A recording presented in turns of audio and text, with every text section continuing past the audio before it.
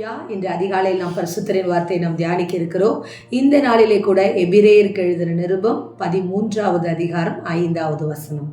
நீங்கள் பண ஆசை இல்லாதவர்களாய் நடந்து உங்களுக்கு இருக்கிறவைகள் போதும் என்று எண்ணுங்கள். நம் எண்ணத்திலே, நம்முடைய யோசனையிலே நாம் எப்படி திருப்தியாக வாழ வேண்டும் என்று சொல்லி வசனம் சொல்லுகிறது. இருக்கிறவைகள் போதும் என்று எண்ணுங்கள்.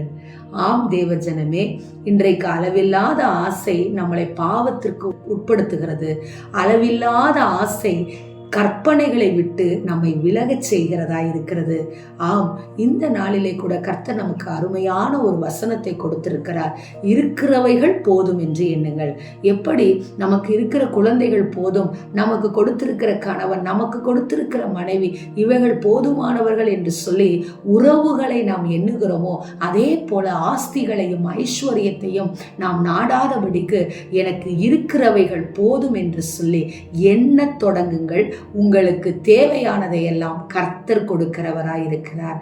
ஆம் தேவஜனமே, இன்றைக்கு கிறிஸ்தவர்களாகிய நாம் ஐஸ்வர்யத்தை தேடி அலைந்து அலைந்து அலைந்து ஓய்வு நாளை அனுசரிக்க மறந்து விடுகிறோம். ஓய்வு நாளையும் வேலை நாளாக்கி அந்த 2 மணி நேரம் ஆராதனையிலே கூட தேவனுக்கு முக்கியத்துவம் செலுத்தாதவர்களாய் நாம் இருந்து விடுகிறவர்களாய் இருக்கிறோம். ஏன் தெரியுமா? பணம், என் குடும்பத்தை நடத்த வேண்டும், என் பிள்ளைகளை பார்க்க வேண்டும் என்று சொல்லி. உங்களுக்கு தெரியுமா? உங்கள் குடும்பத்தாருடைய ஜீவன் கர்த்தருடைய கையில் இருக்கிறது. எல்லா மனுஷனுடைய ஜீவனும் அவருடைய கையில் இருக்கிறது. அவரை நோக்கி பார்க்கும் பொழுது அவர் உங்களுக்கு எல்லா தேவைகளையும் சந்திக்கிறவராயிருக்கிறார். ஆம் தேவஜனமே, திருப்தியுள்ள வாழ்க்கை, என் எதிர்காலம் என் கர்த்தருடைய கையில் இருக்கிறது என்று நீங்கள் நினைக்கும் பொழுது திருப்தியுள்ள வாழ்க்கை உங்கள் நாளில் தொடங்குகிறதா இருக்கிறது.